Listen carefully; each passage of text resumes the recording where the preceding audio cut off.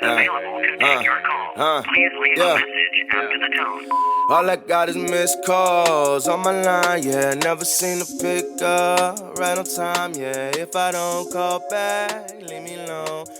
What's up, guys? Welcome to episode 126 of the Missed Call Podcast. This is Cubwood, and as always, I'm here with Sauce Sartori, and we have a new and massive show for you guys today. Massive. Thanksgiving special is once again special.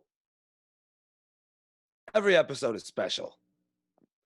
But no, as you said, I think maybe the most important thing is that it's a new show, and we're trying out a new format. So we know that you guys love to listen to the interview podcasts. We love making them for you, but we also love making the news podcasts, which don't get as much love. So here's what we're doing. We're going to force you to listen to the news podcasts. This is a mandatory requirement where you have to listen to the news segments in order to get to the interview. No skipping. But also you could, no skipping.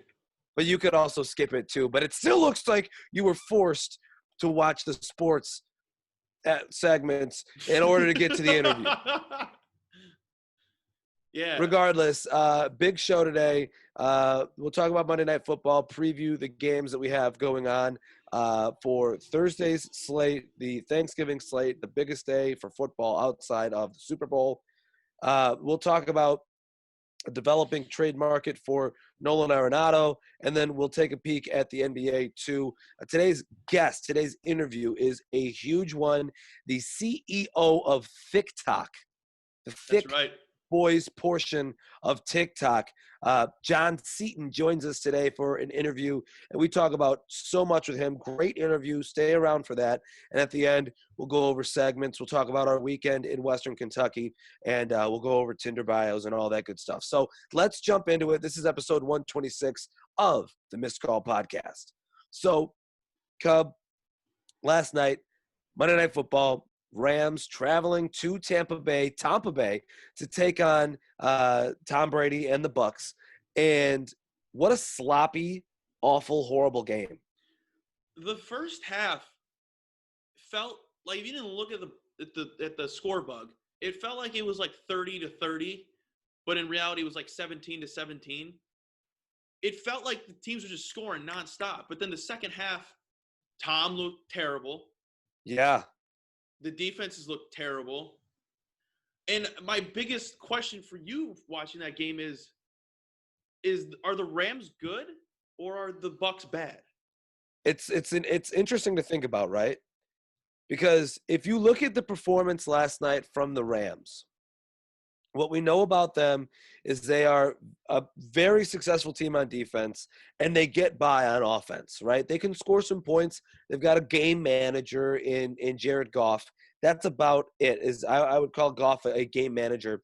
But they don't run the ball tremendously well this year after getting rid of Todd Gurley. That was proven last night. They ran the ball only a few times, 35, 40 yards on the ground last night. But Jared Goff had 376 yards through the air, 3 touchdowns, 2 interceptions. And they kind of really, even though all those stats were there on offense for Goff, they really weren't clicking necessarily on offense. Only 27 points for all those yards. It was such an interesting game. The Buccaneers defense is supposed to be one of the better ones in the league. They didn't really show up at all yesterday. Again, I just listed off the stats for the Rams offense. And then the Rams defense, which is what we expected to be good, was good. Jalen Ramsey had a hell of a night. Aaron Donald seemed to be pretty neutralized for the most part in the blocking schemes. He was double-teamed every play, as he should be. And that's kind of how it goes for him. Tom Brady was only sacked once last night, though. But regardless, Brady looked bad. The Buccaneers offense now 2 times in the past 3 weeks has looked like absolute dog shit. And you start to wonder if, and we sound like every analyst out there, is the age getting there for Tom Brady? Is it like Brian Greasy said so many times last night, they trotted out all these Cadillacs on offense, whatever the fuck that means. They trotted out all these Cadillacs on offense, and it's not working because they're not clicking in terms of chemistry. So it's really interesting what's happening in Tampa Bay, but also I think it's interesting what's happening in LA, because now they are a team that we didn't think was going to be super successful in the NFC West this year, but now they're in second place in the NFC West. The Buccaneers, I think, are 7-4 now, and 4 losses, because they yeah. put up the graphic of Tom doing this. Buccaneers 7-4, Rams 7-3. The Buccaneers continue to lose ground to the Saints in the NFC South. It's every time analysts get on Tom about his age, it's that where he turns it around. But is it that time? It's also a new team, new system, etc. But they're also adding new weapons like Antonio Brown. This is just new people he has to build chemistry with, which is hard to do in the middle of a season. It's not gonna just be out of nowhere. Oh, they're phenomenal offense. Yeah, you would hope that 11 weeks in, the chemistry has started to form. They've looked good at times. 7 wins. You have to be good to get 7 wins in the NFL. But at times they've looked really bad. I mean, they basically got shut out against the Saints. And then this game against the Rams, Tom Brady in the second half looked like he had either given up or there was something significantly wrong with him. People were getting on Tom for not shaking Jared Goff's hand. That's the second time he's done that this year to an opposing quarterback. The 4 losses have come against the Saints twice. The Bears. He shook Drew Brees' hand. The Bears refused to shake Nick Foles' hand, and the Rams refused to shake Jared Goff's hand. So it's interesting. Well, we all know he doesn't like Big Dick Nick, so. Yeah, but at the same time, why not? I mean, it's poor sportsmanship. He doesn't get paid to be a good sportsman. He gets paid to be a quarterback, but he didn't do that well last night either. So it was interesting to see. Rams win 27-24, and they gain ground in the NFC West, as we said. So let's also now talk about quickly the slate that we have, the possible slate that we have for Thanksgiving. Doesn't really get good until the nightcap, unfortunately. And that one's a maybe. And that has become a maybe. So start the afternoon, Texans at Lions. The tradition of the Lions playing on Thanksgiving continues, even though they're one of the NFL's historically worst franchises out there. And this is 2 bad teams going to go at it early in the morning on Thursday. I don't know what the record is, but I'm very curious to know what it is now. What's their record on Thanksgiving? It has to be a losing record, like a massively bad record. That would be. My gut's telling me it's like 30%. They're like. Their win percentage is like 30-something%. Jamie, look it up. Thank you. While he looks that up. You didn't even watch that podcast. You better stop it. Jamie, while Jamie looks that up, Houston is favored 2.5 points. In franchise history, the Lions are 37-40-2 when playing on Thanksgiving. I was way off with that percent, as always. But Houston's 2.5 point favorites. The total set at 51.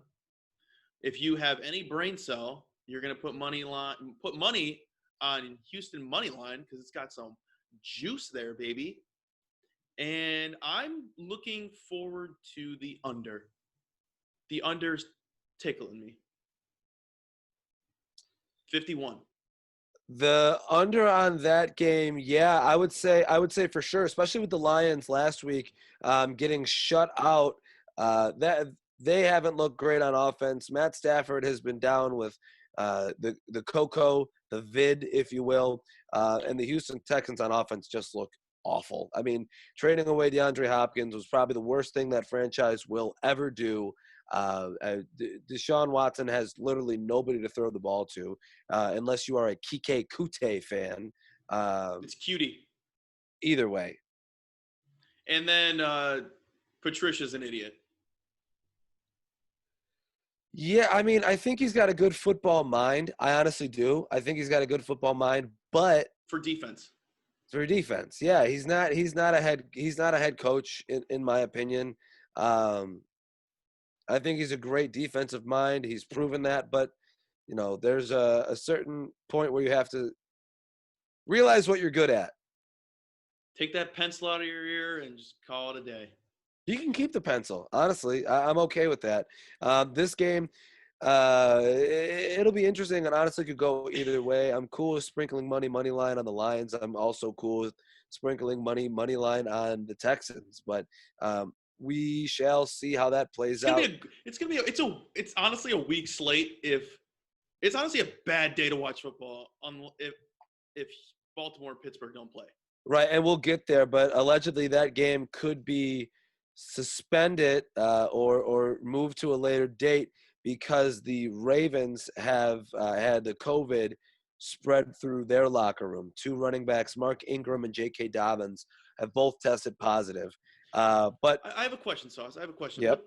With these players that get COVID, do you think they're Players. getting them the players? The players. The players. These players that are getting COVID, do you think it's because maybe some of them are single? Now, say hypothetically it's because of that. If you're a bachelor in the NFL, would you make your little hookups get tested before they come over? No, I don't think anybody thinks that far. I would. Because I don't think you don't have to sacrifice game checks or anything like that if you get Coco. That's true. But I mean, all things are possible. All things are possible. I was thinking about that the other day. The football team traveling to Dallas to play on Thanksgiving. This is a game. Football team is the Dogs at plus 126. The spread is set at 2.5. And the over-under set at 46.5. That's your team. This is a throwaway game. That's your football team. This is, at the end of the day, this is a throwaway game. But I've chosen the Washington football team, the football team, as my new curse team. And so for that reason, I'll sprinkle a little Cosmic Brownie money on the football team at plus 126.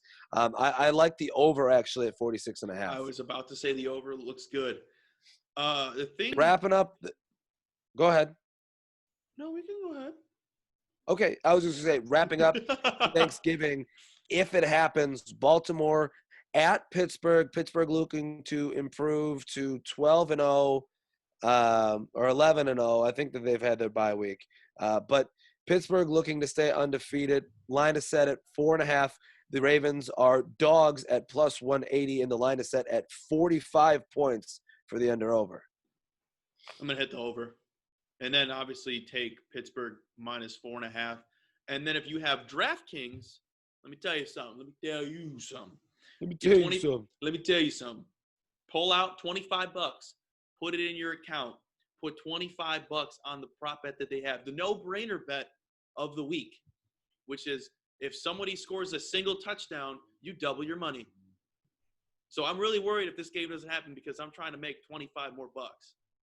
If you need help, let me know. Book it. I've got a code for you. Hey, let me tell you something about a code I got. Okay, so tradition of football on Thanksgiving is clearly one that runs deep in America. So we'll definitely be watching football, maybe playing a little catch in the backyard if you feel so inclined. But let's talk about baseball for a minute. The Dodgers allegedly looking to add Nolan Arenado or a top third baseman via trade. Most likely means Justin Turner is headed out. If they were to add a Nolan Arenado or a Chris Bryant, doesn't that really make them the Warriors of the MLB? There's literally no other way to describe them other than that. Right. I mean, at that point, right. And I think the same thing. At that point, you would have a lineup that is comprised of Cody Bellinger, Mookie Betts. Let's say that Arenado is the guy. Arenado, Seager, Max Muncy, who's having a good time recently playing Good. baseball. Will Smith. I mean, that lineup is just disgusting. AJ Pollock is still there. That would be quite literally the Warriors of the MLB. And then you look at the rotation the other too. thought, yeah. They get Well, Bryce back. You would imagine that one of the younger guys, I'm thinking Julio Urias might be a guy that they look to trade this offseason. Glasses, Just because specs. Yeah. That's going to be a guy that they look maybe to trade because he has had great success for them. His value is high at the moment. They're going to be getting Price back, like you said, and then they're not getting rid of Dustin May. Kershaw's there for the long haul. Bueller's there for the long haul. So there's 4 right there, and Brusdar Graterol has been really good for them too. So I think Urias is probably the odd man out and probably going to be packaged in any trade. And it's for that reason I think the Cubs should maybe even look to jump in with Chris Bryant at that position and try to grab Urias and maybe an additional prospect from the Dodgers for Chris Bryant, because I think that he would be a tremendous number 3 in the Cubs starting rotation going into next year. Well, couldn't you say that they're the Warriors if they get Bryant as well? I don't know. Arenado? I don't know because Bryant has been down the past 2 years. We all know that. A lot of it's been injury. This past year, I think a lot of it was just because of how weird this season was. I think that's the case for a lot of the guys on the Cubs roster, actually. I mean, Javier Baez is a guy who struggled this year too. He actually was one of the worst hitters in baseball when you look at his volume stats. And I think that it's just a matter of a lot of these guys didn't get a true season. Certainly, if Chris Bryant goes out there and he finds his stroke again, that would translate into them being, again, the Warriors of the MLB. But at that point, I don't think that the Cubs are necessarily worried about it. They're looking for their long-term success. And the Dodgers, while they have Mookie locked down long-term, Bellinger will be locked down long-term and things like that. They're also going to have to start looking for pitching here in the next couple of years with Kershaw and Price will be gone. I would not be a fan of it if it went down. Let's just say that. I'll say I wouldn't care because baseball is all about when you catch a team. That's if true. you catch the Dodgers at a down point when a lot of their guys are slumping, anything can happen, to be honest with you. Field of Dreams game rescheduled for 2021. White Sox, Yankees, how you feel? That's what it was supposed to be this year. I wanted to actually go to it this year if it happened, but I think the prices were like outrageous. They will be. Yeah. And who's to say it's even going to happen this year or not in 21 because it's still in a COVID world.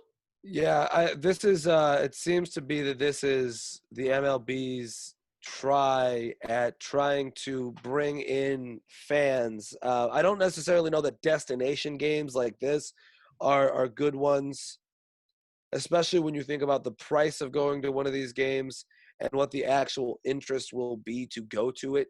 Who is going to go to the middle of Iowa to watch a baseball game you might, but how many other people are going to fly to Iowa to watch a baseball game take place in a cornfield? I don't think they want anyone to fly. I think they're just trying to grab the people in the nearby states. Well, if the prices are ridiculous. Redonkulous. You know what I mean? It ends up being a destination game instead of trying to pique the interest of fans in the middle of the country. Hey, that's what I think anyway. If it happens, it should be a hell of a game. 2 great teams.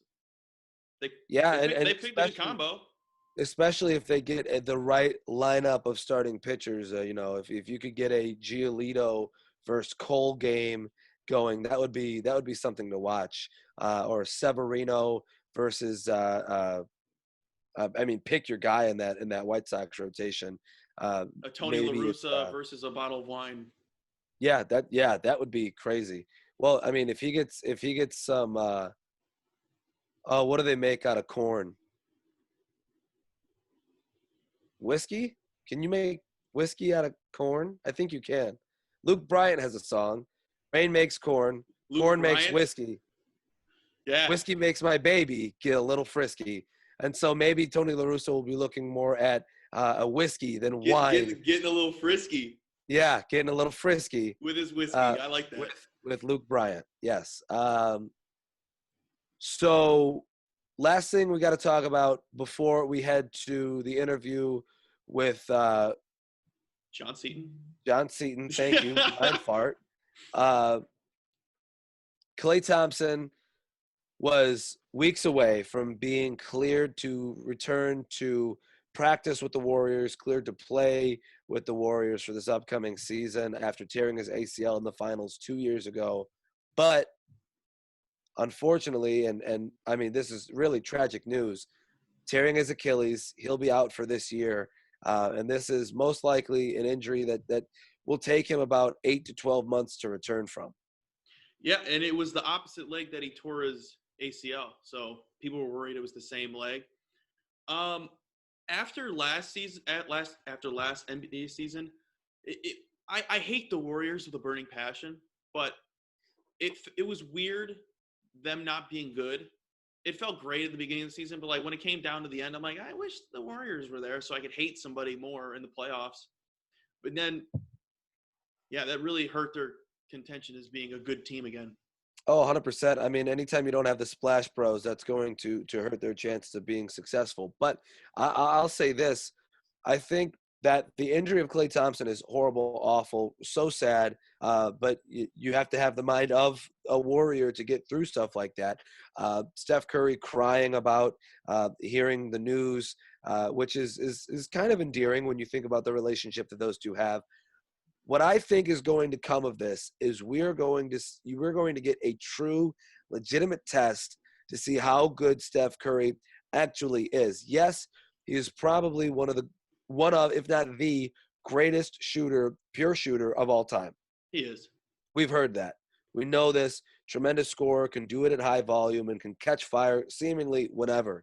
But during his success, he's been surrounded by Klay Thompson, Kevin Durant, Draymond Green. He'll have James Wiseman and Draymond next year, but he won't have anybody in the backcourt with him to support his offensive barrage. So it will be interesting to see how Curry can evolve as a player moving forward without Klay Thompson in this coming year. They picked up Andrew Wiggins, didn't they? They do have Wiggins. You're right. Yeah. They do have Wiggins. I don't know how much Wiggins is going to save Curry from being triple teamed or double teamed at the 3-point line, but they do have Wiggins too. He's got a pretty good stat line last year.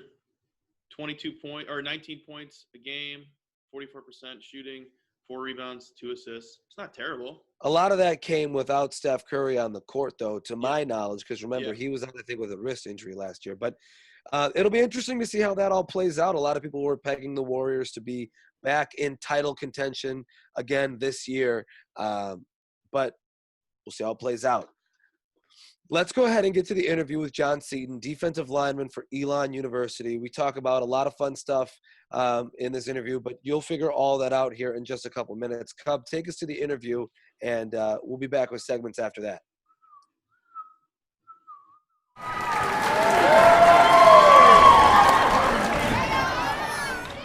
And now welcoming on Jon Seaton from Elon University. And yeah, you might have also seen him on your For You page because he's got a huge following on TikTok. Jon, thank you so much for stopping by. No doubt. Thank you. Thank you guys for having me. Appreciate y'all inviting me on the show. 100%, man. We're excited to have you. So I am no longer on TikTok, but I can remember from my time on there that people like to claim to be the CEO of certain things. And certainly it seems like you are the CEO of TikTok. TikTok. I've never heard that one before. I'm not really big into like all the little trends and everything with giving nicknames and stuff and saying you're the CEO or whatever, because I feel like especially if you give yourself that own nickname, people are gonna look at you like you're crazy. But I appreciate that. I know in terms of TikTok, that's a big compliment. So thank you very much. Yeah, I mean it seems like anymore it can be really tough to break through in social media. A lot of people's lives are already filled up with the people that they want to see. So if you can break through on a social media platform like that, that's tremendous. Now you have over 553,000 followers and well over 12 million likes.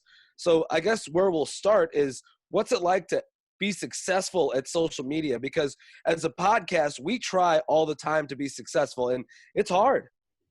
Yeah, I don't think it's too different than like everyday life, because 553,000 people is a lot of people, I will say. But at the same time, I'm like, I'm still in this nice place where I'm able to still keep my daily life and do what I want and not have to worry about, I guess, cameras being on around me too much, which is nice. I mean, TikTok in itself, I found, I guess, clout on TikTok accidentally. I was in quarantine. It's back when this whole coronavirus thing started. I posted a video. It was like redoing old challenges in quarantine. It was me. It was the old Zoom challenge where people would like yank people out of frame. Yes. Yeah. Yep. They did that, but like, so I guess it kind of started off in a big boy version of it, where like someone was pulling me, but they ripped my shorts off instead of pulling me out the frame. That was probably the first thing that was the breakthrough on that. And then after that, I was like, shoot, I got one that's going off. Try to make some content, see if people like it, and then it's taken off from there, which is pretty straight. It's pretty cool. Has anyone recognized you in public yet? Like, oh, you're that guy that does the thick videos. Yeah, especially when I'm down in college, when I'm on campus. I've had a couple people notice me. I've actually had more girls than guys notice me, which was weird, because considering I make videos for all the big boys out there, man. It's I've been asked for a picture once. That was probably the coolest experience of my entire life. I was like somebody actually cares about what I put out enough to want to see me, to want to have a picture of me. But yeah, it's been a few times. It hasn't been too crazy or anything like that, which it's a blessing and a curse. Sauce and I talk about, if anyone ever comes up to us to take a photo, be like, oh my God, the Missed Call podcast, can I get a photo? I told him it's going to be the ugliest photo anyone ever takes with somebody, because I'm going to be crying the whole time. Yeah, like it's weird. Like, especially the first time it happens, it's like, you're just like, wait, like, you want a picture of me? I'm a regular dude. Like, Who paid you to come up to me? Yeah. Yeah, exactly. Well, and even maybe more crazy than your following on TikTok, I think the ratio is crazy. For your YouTube page, you've got one video and so many subscribers. I think that kind of speaks to the fact too that, like, the success from one app can carry over to so many others. Most definitely. Honestly, like, when it comes to my following and that whole squad of people, all the boys out there to be showing support, they are tried and true, man. They will follow me to the ends of the earth. Like, not only did my TikTok take off, my Instagram took off, and so did my YouTube. And I haven't uploaded on there in months, and I still get kids asking me, they're like, yo, when are you uploading another YouTube video? When are you putting that up? I'm like, shoot, man, I gotta get behind the camera a little bit more, I guess. Especially because I'm home, I got time, so maybe that's gonna start popping off soon, which would be cool. I think the interesting thing for you having success on these platforms is, like, I think you already alluded to it a little bit, is like, you just because you have this success on these platforms doesn't necessarily mean that you've become like a slave to it, right? Like, if you think of like a David Dobrik, or if you think about somebody like that, who their job is literally to be a YouTuber or be a social media influencer, like, that can be overwhelming and probably damaging to mental health too. But this is like, it's like a fun side gig that you have. Yeah, like, social media, the way that this has like shaped what I want to do in life, I guess, is it showed me that I want to be a consultant for others who are trying to grow their social media. That's my end goal, is to own my own consulting firm and stuff like that. I feel like I've been able to build up my own brand pretty well, and going through trials and errors, seeing what works and what doesn't. I feel like I can start to branch out into other sort of realms and other sort of just spaces of thought, to try to see if I could build those up and see if I can come up with a formula that does it, and figure out what works and what doesn't. And I feel like that it's going to keep me from having my life just be completely consumed by numbers of followers and everything like that. I mean, because when you'll watch YouTubers, and every couple months they're posting a video of them bawling their eyes out and like going through some shit, man. Like they go through a lot, and I got a lot of respect for them because they're essentially controlled by who likes them and who doesn't like them at whatever time. But I'm still happy that I'm not at that point. So where does your like content come from? Do you just like randomly go, oh, I can make a video about that? Dude, I will be sitting in my room. Video I posted like 10 minutes ago right before I got on here. I was sitting there, I was like, damn, I got to put something out today. I was like, well, I broke my bed this morning, which was, yeah, nah. That was interesting. I broke my bed. I was trying to put LED lights along the back of it. I yanked it out. I was pulling it away from the wall. And then I just pulled on the top, I guess, a little bit too much. And the whole thing just snapped. And I was like, oh, I'm sleeping on the floor tonight. But hey, man, it's a big boy problem right there. Just snapping a bed. That's what it is. Snaps bed, goes, oh, video time. Exactly. Hey, shoot. Who knows? Maybe that one blows up. Might not. But it's just really anything that comes through my mind, really, when it comes to making videos. I'm just like, yeah, I guess I'll do that today. And I think that there's a certain skill to taking that, oh, this thought just came to my mind, I'm going to make a video about it. There's a certain skill that goes into it where, you know, you're obviously organizing it and making it more palatable to somebody who's watching it instead of just being like, oh, here's all like the random thoughts that are just like spewing out of my mind at the moment. Yeah. I feel like with that, also starting series has helped me. Because if you notice a lot of my content, it's like I'll do multiple parts of it. Like I'll have Big Boy Problems. Big Boy Problems was a video that really put me on the map. That one got like 4 million views. That one, I think when I posted that, I gained like 120,000 followers in like 24 hours. That's crazy. That was the craziest thing. Like I'd be able to click onto the For You page and then click back on my profile page and I'd see like the number of thousands going up. I was just like, what is going on here? That's a dream. But definitely starting series is, that's definitely a way to get a large following because people want to see more. And I guess with TikTok itself, people generally hate part twos, but when you give your content and you don't leave it on a cliffhanger, you get people more excited for a part two. So they're more likely to probably follow your stuff. Now, TikTok's notorious for having, or just being overly negative and overly like cyberbully-ish. What's the meanest comment you've come across? I couldn't think of how to word that.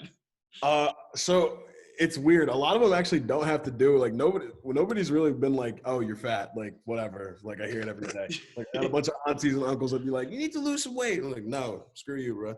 No, but I think the meanest ones are like when I tell people I don't want to go to the NFL because of my love for growing brands and stuff like that and that newfound passion that I have for it. When they're like, oh, you don't want to go to the NFL. You say you don't want to go, but it's only because you're not good enough. I'm like, who the hell are you standing behind a screen with your little 12-year-old ass telling me I'm not good enough? Don't you got a JV game to prepare for tomorrow, bro? Like, fuck off. Like, I don't know. Yeah. Well, that's sorry, something that sorry we about wanted. that comment, by the way. Sorry, that was me.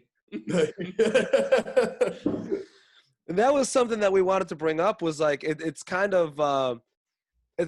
seems like a joke on your Instagram page of like people asking Q&As like, oh man, like if the NFL comes calling, are you going?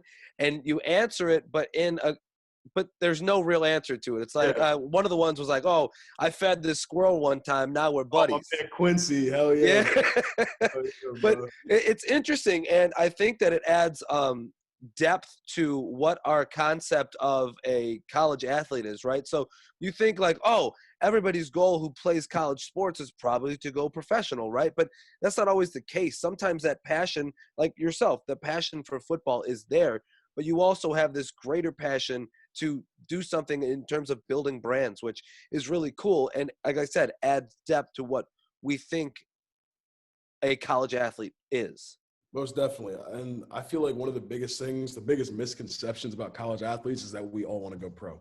When I got to Elon, what I've heard through stories of other people is people don't play college sports because they want to play professional sports. People play college sports because they want to play college sports.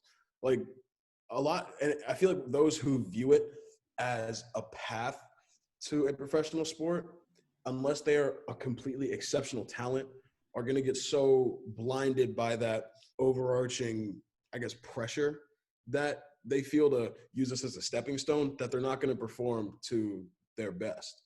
My performance in college is solely fueled by my want and hunger to perform in college.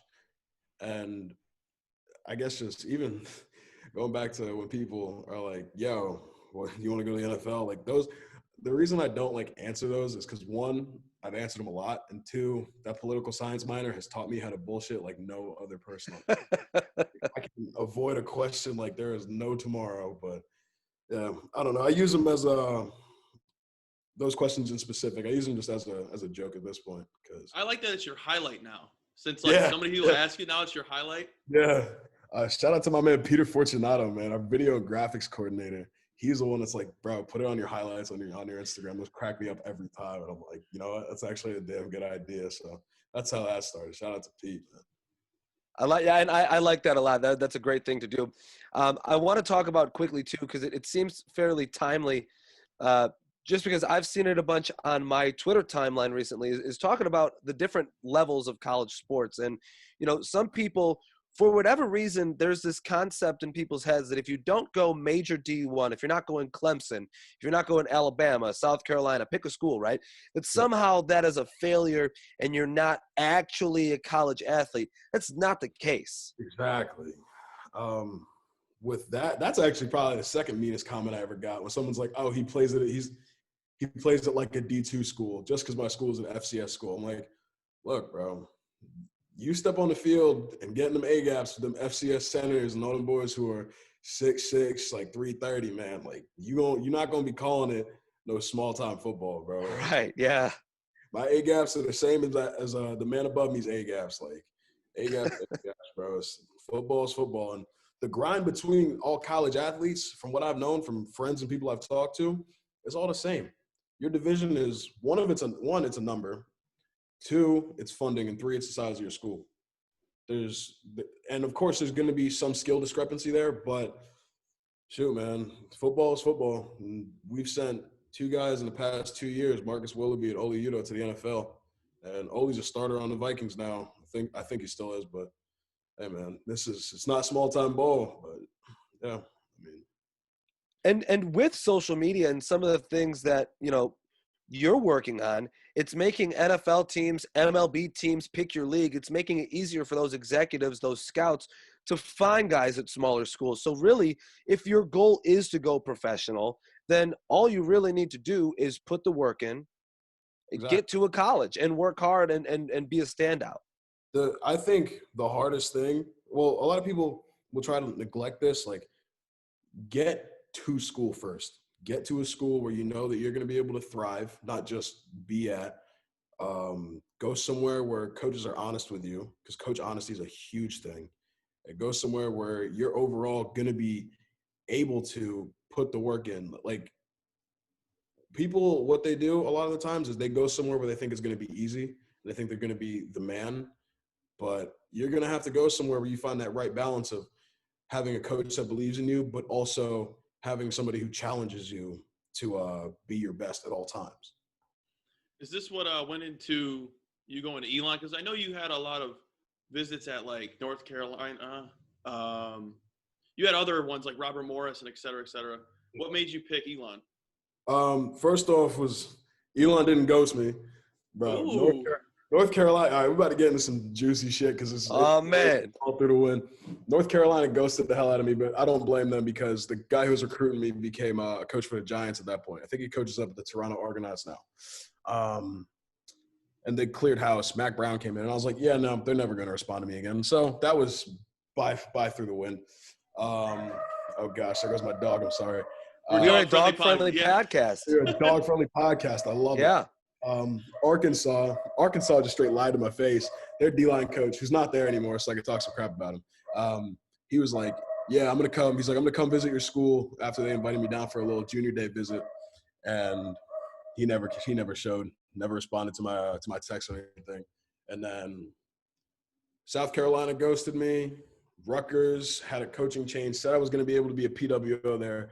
I was set to essentially go there. And then they were like, yeah, sorry, no. And then the Naval Academy texted me during my senior season before our rivalry game.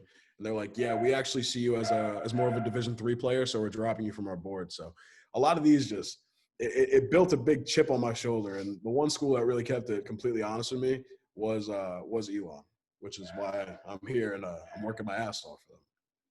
That comment blew me away. Holy crap. Yeah. You're a D3 athlete. He said, we referred you to the Merchant Marine Academy because we feel like your skill set would be better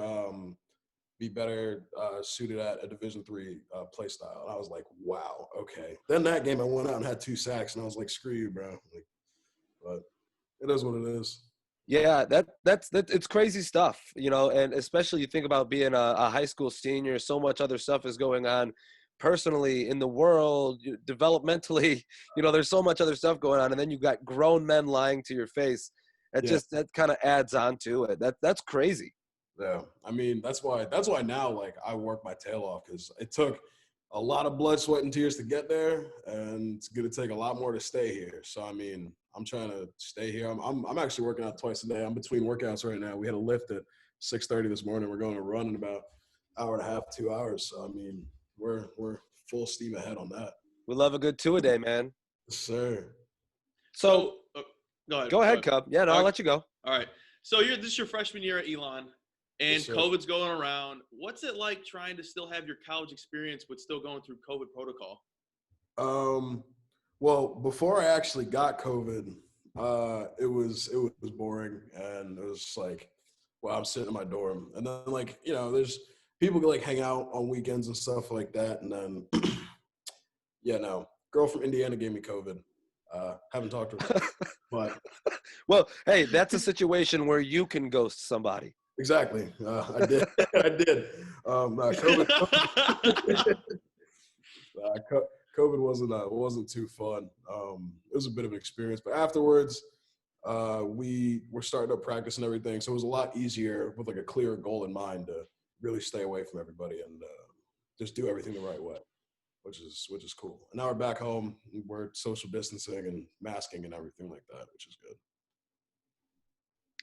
Yeah, I mean, it's been hard for everybody, most definitely, with the cocoa spreading around and all that bad stuff. But let's focus on some good stuff, some positive stuff, some wholesome stuff. Let's now kind of revert back to where we started, which was social media and your thick content, you know, that we are so enthralled with. Now, here on the Missed Call podcast, as I've said, we have the Thick Athletes Society, which is something we're very proud of, something that we've been working on for 2 or 3 years now. Really? And part of that, yeah, well, so part of that is just it's a collection of large gentlemen.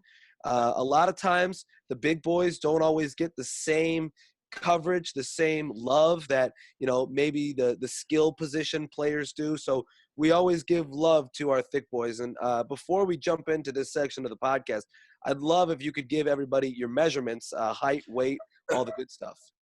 All right, so my height, I'm 6'1". I was 287 pounds this morning. I got a 40-inch waist, size 13 shoes, and I'm going all in. It's pretty much I think that fits the bill. Yeah, I think it does. That fits the bill. Sauce, I think he gets a bid.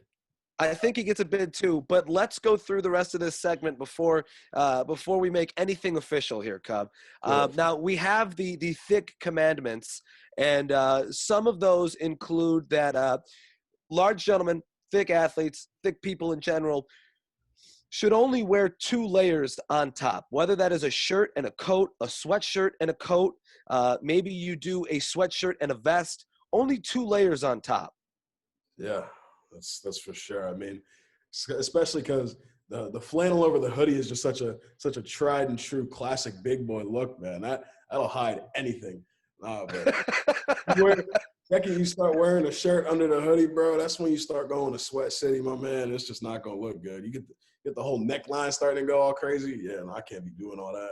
Yep, see, and he gets it. And I know that he's going to hit this segment out of the wheelhouse. But just to kind of conclude kind of what I have on my end, the house has to be at least 68 degrees or lower at all times. Most definitely. My basement is currently 63 degrees. See?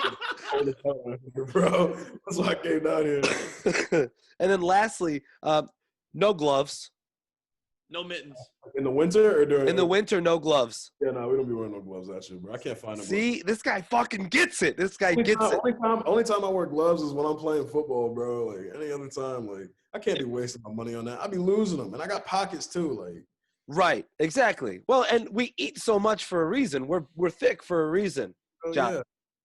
So the question that I'll pose in this segment is, I would love for you, the CEO of TikTok, I would love for you to add on to this list of commandments that we have. The list of big boy commandments. All right. I'm gonna say, let's see. Thou shalt not wear skinny jeans. He said Oh, no. okay. Jeans must remain fitted at tightest, and that'll be it.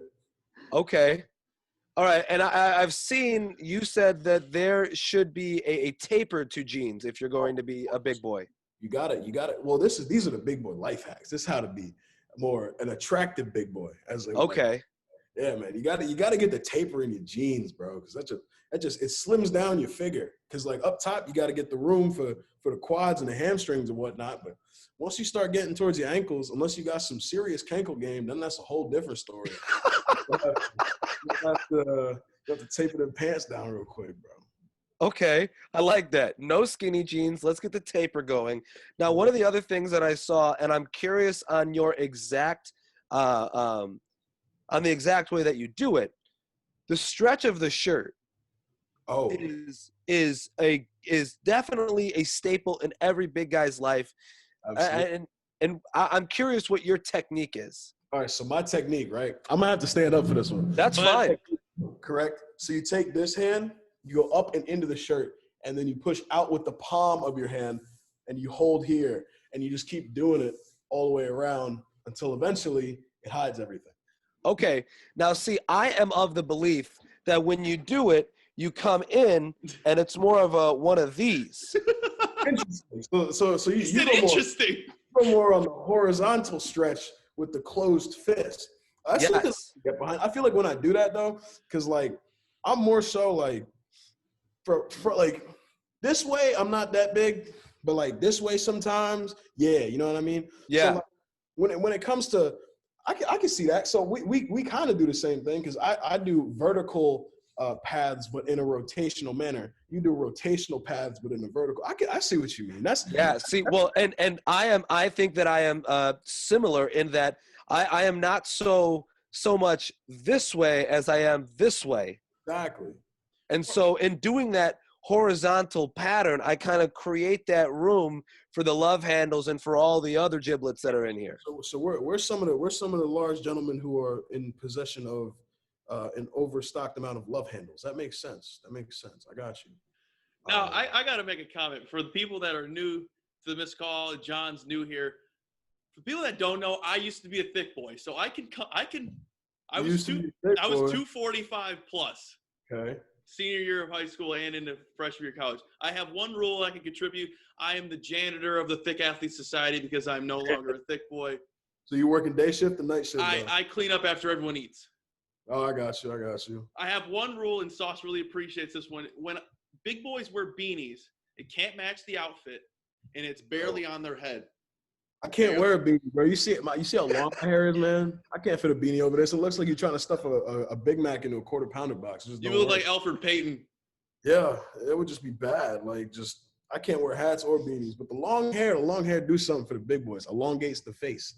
Helps hide the double chins. You feel me? That's true. And I think so if we're talking about this life hack segment that you have, it is all about trying to disguise as much as you can. I wouldn't say disguise. I'd say work with and compliment.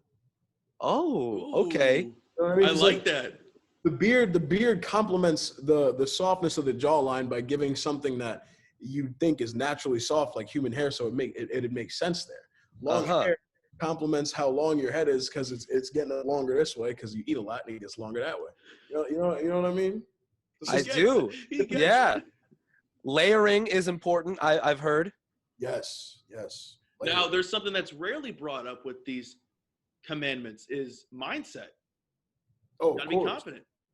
Exactly. Like I put a video out when I was on a train ride back to Jersey. Pro tip: never take the train from North Carolina to Jersey. Worst thing on the planet. We'll never do it. I'll keep that in mind. But yeah, no, mindset and confidence is like your best bet. Like you don't have to be funny. You don't have to be smooth. You just have to be comfortable enough to be who you are as a person. Like personally, who I am is I'm someone who can garner up a conversation out of thin air. I might not like talking to people all that much, but like when I get into a social setting where like there are people who are genuine and cool people, then it's easy for me to maybe be like the person who asks like the question that incites a whole conversation. Then again, don't get me wrong, if I need to hop on a comedy bit, I could tell the multiple stories that I have from not only college but high school.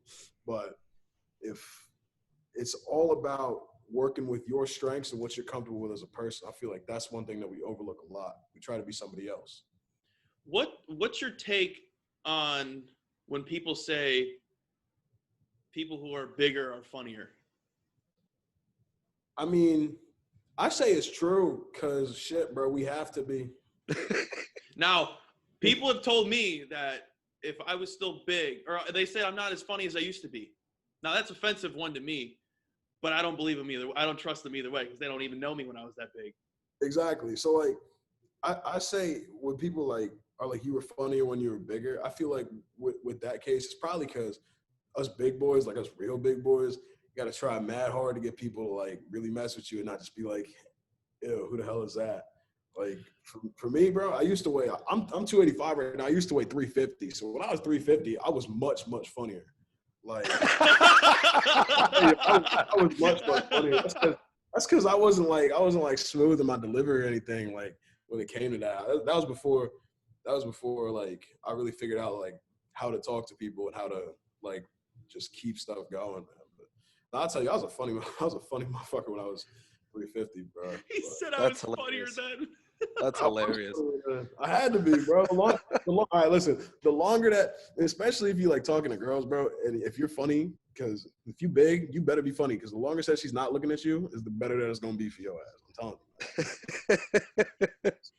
Okay, I like this a lot. Now, and maybe this is where we can wrap up. Thanksgiving. We're recording this on Tuesday. Thanksgiving is 2 days away. Are there any pro tips that you can give our listeners for Thanksgiving if they are a thicker person? What are the pro tips on Thanksgiving? All right, so first you're going to have to get your stretch jeans out. You're going to have to dig for them things in your closet. Do not be wearing no tight jeans because you're going to end up unbuttoning them shits. Number two, take minimal sips of whatever drink is at your table. It's just going to fill you up, especially if you're going to somebody else's house and trying to save some money. Number three, leave some damn room for dessert. And if you can't leave room for dessert, make room for dessert. I don't care. And last but not least, you know turkey gonna be dry as hell no matter where it's from. You might want to skip the turkey. Stick the stuffing? Ooh. You might want to skip the turkey, especially if you got like ham or like some people do. I've heard people doing like steak or like roast beef at their Thanksgiving. So if they got that, go for the more expensive proteins per pound. It makes sense, especially if there's seafood there. Eat all the seafood. I hate seafood, but like, shit, man, get your money's worth on that for real. That is interesting and a hot take to say the least. I was gonna say it's a hot take. Skip turkey on Thanksgiving. Listen. I'll eat turkey on Thanksgiving, but like the only part of a turkey leg or a turkey which I really enjoy are the legs, bro. Like, yeah, the dark meat. Yeah, other than that, I'm a ham guy. If you give me a slice of turkey breast, I'd rather. We gonna fight? Yeah, best way the turkey breast will ever be prepared is in cold cuts. You can't convince me otherwise. Factual. Now, how many plates do you suggest? What's the minimal amount? The minimum amount's gonna have to be 2. I'm gonna have to say, because especially for me, I'm on the maintain weight diet right now. My D-line coach, he's like, I need you at 290, and I'm 285 right now, so I might go back for a third one. But you always gotta 2 or 3 plates for dinner, and it depends on not only how wide your plate is, but how high you stack it. That's what I was about to ask. Are you a stacker? For the first plate, I most definitely am. Like, it's always a little daunting when you're on your second plate and you realize that you're eating down into something. But on your first plate, when you're hungry, When you play first He's play when like- you're hungry. Shoot, man. Hell yeah. I'll eat this shit. Everything, It is- ate one scoop of everything. Yeah. Yeah. That's awesome. Well, okay, John, here's the thing, man. I feel like we got to give you a bid, and I don't know if you're into group shit or not, But but Colts. or anything like that. But we're gonna extend the offer. The door is wide open for you to join the Thick Athlete Society, one of the most prestigious groups across the land. If you're for it, we're for it. We'd love to have you. Hey, man, what do I have to do for it? Well, there's a rule that I came up with. You have to praise our president, Ted Larson, 11-year NFL vet. That's our president. Okay. And that's basically it. All right. Yeah, I'm done. And then you get to get on the graphic that we make in March. Yeah, you're on the graphic, and also one of the benefits of being in the club is we are now your linemen, if that makes sense, and we will protect you at all costs on social media. We will quite literally skull fuck anybody who threatens you on social media. So that's part of the perks of it. Hey, bro, I think we're gonna have to run that up. That sounds pretty cool. Wonderful. Tremendous. We'll be on the phone with our graphic content creator, and we'll get you in the graphic. We'll make sure that we get that going. Yeah, let's do it.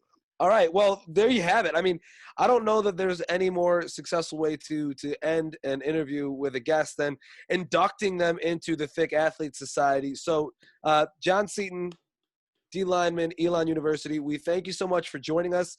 Thank you for sharing your knowledge of not only like thick information, but also social media and some of the other more intricate parts of being a college athlete as well.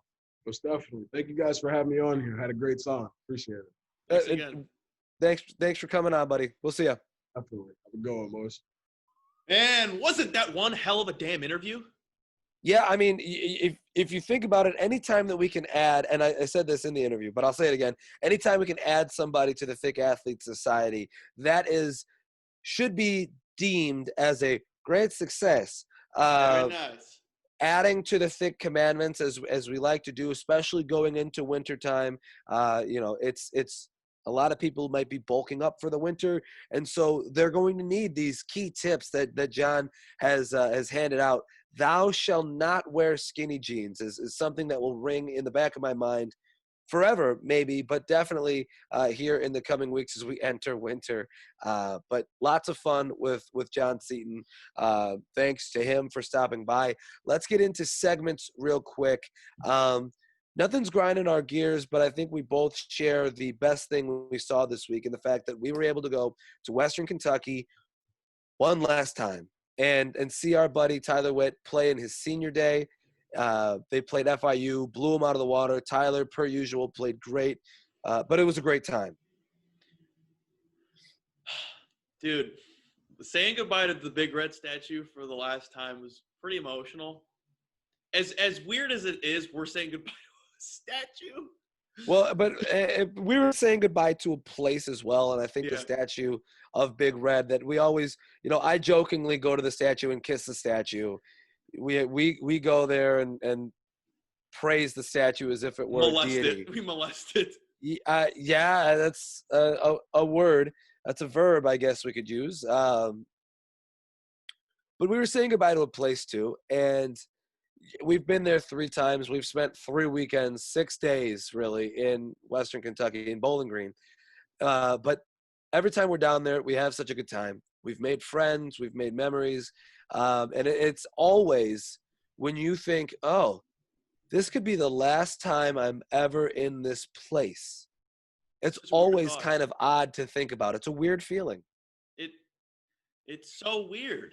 Because, like, who would have ever thought we would have went to that college? Who would have ever thought, like, you and I would go, or just yourself in general, like, oh, I'm going to go to Bowling Green, Kentucky for a weekend.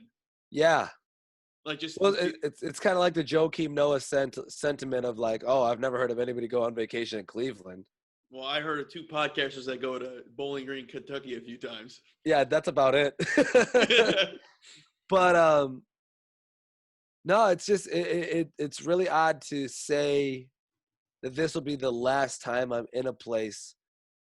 But I will say we'll look back on some of the memories from here quite often, you know. But this weekend was really fun. We got to hang out with Tyler's parents per usual. We went to the game with them, saw Tyler play. Again, they blew FIU out of the water. The overhit, which is always important. And then after the game, we were able to hang out with Tyler. The entire offensive line was there, which made me feel oh so small. I've never felt smaller in my entire life, standing around guys that are all 6'2", 6'3", or taller, and all weigh about 300 pounds. Mason Brooks, can you just get on your knees when you walk into Tyler's apartment when we're there? Just get on your knees, buddy. Just to make you shorter, not. That's it. That's the only reason why. Yeah. Oh. Yeah. Oh. Yeah. Well, his dad was there. We're not gonna do that while his dad. No disrespect. Yeah, not when his dad's there. Yeah, he came for his balls, dude. Why would he do that? Yeah, that was a funny statement in the middle of the evening. Mason Brooks showed up with his dad. One of the tackles for the team showed up with his dad and introduced his dad as, "Hey, this is my dad. I came from his balls." So great moment from Goofy Boots. Mason Brooks and Mr. Brooks. The Goofy Boots were flowing. Poop Leak was there. Poop Leak was there. It just. There was no vlog this time because we just wanted to kind of enjoy the weekend. It wouldn't have been that great either. We didn't do much. No, especially with COVID restrictions increasing across the country. It was a lot of fun, though. And we'll, again, give a shout-out to all the boys at Western Kentucky, especially the offensive line, for treating us so well, for hanging out with us, for making us part of your little crew for a couple of weekends over the past 2 years. It means the world to us. And, of course, a huge shout-out to Tyler Witt, our boy. Mr. and Mrs. Witt, Bailey Witt. Yeah, for treating us as an extension of the Witt family for a couple of weekends. It means the world to us. We love you guys. Let's jump into some of the rest of the segments, though. Thoughts and prayers to turkeys. Uh-oh. So Thanksgiving coming. Let's take a moment. All right, and that was the moment for turkeys. That was the moment. Yep, and that was the moment for turkeys. Turkeys on the hot seat. Thoughts and prayers to turkeys because Thanksgiving just a couple days away. Millions and millions of dumb little birds are going to be consumed. Their dry, kind of tongue-smacking meat will be involuntarily consumed. Poor turkeys. Thoughts and prayers. Thoughts and prayers to stuffing as well, because we both stuffing. That's my favorite part about Thanksgiving. I could just eat plates of stuffing. Don't even give me the rest of the stuff. Just give me stuffing and some pie. That's all I need in football. Yeah, mashed potatoes are good too. I love a good mashed potato. But yeah, I mean, stuffing is the way to go. I always prefer the stuffing in the bird. A lot of people hate that. More flavor. I've never had it in the bird. You make your stuffing and you stuff I know. the cavity full of, you just basically you fist your turkey without getting too sexual. You fist your turkey with no lube and you just stuff it full of nice and dry. Stuff it dry. Yeah, stuff it dry. Stuff it real dry. Real fucking dry. All right, thoughts and prayers to turkeys. What the fuck? Struggle bus this week has to be Jameis Winston for me. Jameis Winston was not selected as the starting quarterback for the Saints this past week, even though Drew Brees is out. It was Taysom Hill, who knows all about soaking, the former BYU Cougar. Started at quarterback for the Saints, and sucks for him. Then we got to see Tampa Bay play. Tom Brady played like shit, as we already mentioned, and it seemed like Jameis Winston could have done that or maybe a little bit better. So really, you saw that tweet? Yeah, a really tough week if you are Jameis Winston. This could also be a thoughts and prayers, Jameis Winston. Thoughts and prayers. Yeah. For me, struggle bus is gyms. People that can't go to gyms anymore because of the lockdown again. Yesterday, I saw a crackhead doing push-ups on the red line. and smoking a cigarette at the same time while doing Good for him. It's about balance. He was either preparing for Thursday or he was going on a hot date with his other crackheads. Yeah, you got to get a good pump going before any day. You got to get the chest and the arms going. You got to have the tight sleeves when you go meet a lady. They got to see them steps. Right. But I just hope to God he washed his hands. I bet you he didn't. He definitely didn't. I bet you he did open palm push-ups on the floor of the red line and then took a drag of his cigarette with his palm facing his face. Yeah, there's the open palm push-up. Cub showing the video, open palm push-up.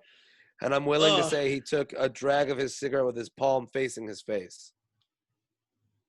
For the people that don't know what the red line is in Chicago, it's a wonderful place. It's the most disgusting place you could possibly sit in while you go throughout the city. It's disgusting. It smells like an armpit with a cigarette involved. And there's plenty of interesting characters because the red line travels from the northernmost part of the city all the way to the southernmost parts of the city. And you can pick up some real characters along the way from all different stops. Is that all for Struggle Bus? Yeah. Do you want to hear about a character I saw when I got back to the city? Sure. There was a girl in some biker shorts wearing a pink polo crying while smoking a cigarette, walking up and down the cart. Good. She probably deserved it. I don't know. It was creepy. But on to Fake Taxi. Now, I want the MLB to take notes with this. Please pull out a pen and paper, pen and pad. The Korean baseball trophy is a sword. And like an Excalibur, like rhinestone studded hilt, just crazy looking sword. A massive sword. It was huge. Also, congrats to the Dinos. They're my favorite team. They're the only team I remember. That's Samsung Dinos. That trophy's awesome. And the fact it is. They pull it out like it's Sword in the Stone, and then they flip it up and they throw it up in the air with one hand, like, yeah! Just like that. I will say that this is definitely a fake taxi moment. That trophy fucks, but also remember that Rob Manfred thinks that the commissioner's trophy that the MLB has is just a piece of metal. So maybe he should look into rebranding the trophy, and maybe a get a sword hammer. like a Thor's hammer. Maybe get a hammer. Maybe get a gun. Maybe get a gun. Yeah, just hand out an assault rifle to teams, and they put it in instead of a trophy cabinet. They lock it up like your dad does, and they lock up the guns behind pull it out of the rack. Or if they want to get to the younger crowd, like children, every kid likes flamethrowers. Lightsabers. They're even better. Yes. Congratulations on winning the World Series. Here is your World Series lightsaber. I think we just solved all the MLB's problems right there. I think we did. So, yeah, I mean, that trophy fucks, and that trophy fucks hard. Fake Taxi, Abilene Christian University touchdown celebration. Cub, I don't know if you saw this or not, but essentially Abilene Christian University scored a touchdown, and the way that they celebrated was by tearing the sleeves off of the polo of their offensive coordinator. Yes, I did. They literally just walked up to him. Somebody held one side of the shirt, and another guy or two held the ends of the sleeves of this polo and just ripped them off of his shirt. Clean. Like the seam that you have on the shoulder of your shirt, they ripped it clean out of the seam. That's a football. That is some football ass shit. I'm gonna run through a brick wall just thinking about it. That is some football ass shit. So Fake Taxi, Abilene Christian University. I'm sure at that Christian University they fuck hard. Unlike BYU. Unlike BYU, where they They fuck and they soak and that's it. And then they sit there and they just, can you imagine a real quick aside? Can you imagine soaking and like, do you have conversation? Like you just go, you get in, you're sitting, you're soaking. Do you then just have normal conversation with the person you are Pillow with? talk. They have pillow talk. Yeah, Like, they're like, hey, oh, how was your day today? Is this the best soak you've ever had? Did you have any homework tonight? Did you pray to God today? Right. How old is your husband? Where did you go for your mission trip? Where did you go? Do you remember our first episode where we asked St. James what Trump's favorite sex position is? And I said, definitely missionary, and he just soaks there. I remember that, yeah. What a time to be alive. What a time to be alive. All right, let's wrap up the show. Tinder bios is the way to go. Cub, we were in Western Kentucky this weekend, so I know that there are a couple of crazy ones that we found. I'll let you start with yours, and then I will follow up. All right, this is Patricia. I could already tell she's not my type because the phone's half her size. She was 19 miles away from me at one point. I can fit an entire apple in my mouth. What more do you need to know? Hard eyes. Oh, and my favorite letter is D. Cactus emoji, shades emoji. Killer. It's 2020, Corona shit, but anal is on the menu. And then she put a snail. Escargot, my cargo, 160 swiftly. You know what I mean? Charlie D'Amelio, I'm sorry. Patricia. What? Charlie D'Amelio got canceled for throwing up after eating snails. Oh. Yeah. But back to Patricia. We digress. I don't get it either. But if anal's on the menu, Does that mean you have to eat ass? it's always ass eating season. It is Thanksgiving. No. Hold on. It's not always ass eating season. Let's make that completely clear.